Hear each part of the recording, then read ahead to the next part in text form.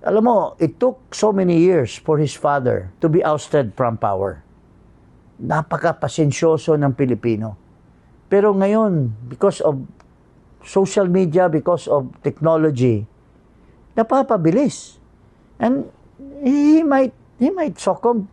Ito ang babala ni Attorney Jing Paras sa Marcos administration kaugnay sa mga nangyayari ngayon sa bansa.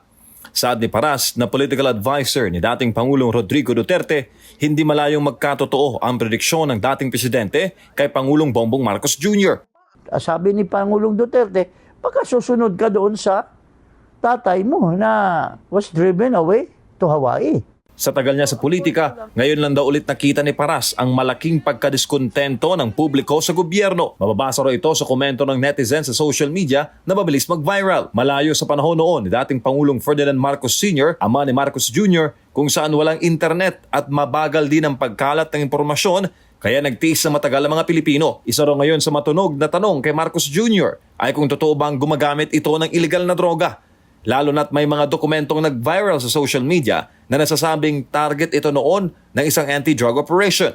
So, ang point ko lang is to save this nation, Mr. President, kasi nagpipilit kang tumakbong presidente, pinaunlakan ka ng taong bayan, is magpa-drug test po kayo. May malaking bilang rin daw ng mga Pinoy ani Paras na tutol sa sobrang pagkiling ni Marcos Jr. sa Estados Unidos at nagagamit raw ang Pilipinas sa proxy war ng US kontra China sa isyu ng pinagagawang teritoryo sa South China Sea. Samantala, nakikita naman ni Paras bilang dating political advisor na may hawak na alas si FPRRD laban kay Jr. Lalo na't si Duterte ang pinakaunang nagbanggit na bangag ang kasalukuyang Pangulo. President Duterte is not a pushover. President Duterte, naghahanap ng proper timing yan. Sabi nga niya, nung mga hindi pa hinog.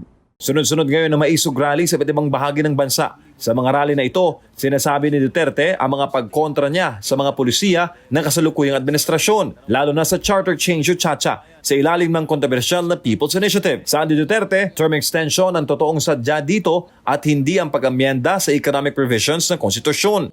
Pero siya mismo nakukumbinsi na kasi lumalabas na siya. Lumalabas na siya. Siya nga nagsabi na bangag ito si Marcos Jr. Kapag wala raw malinaw na tugon sa tanong ng publiko, tiyakan ni Paras na titindig ang mga Pilipino.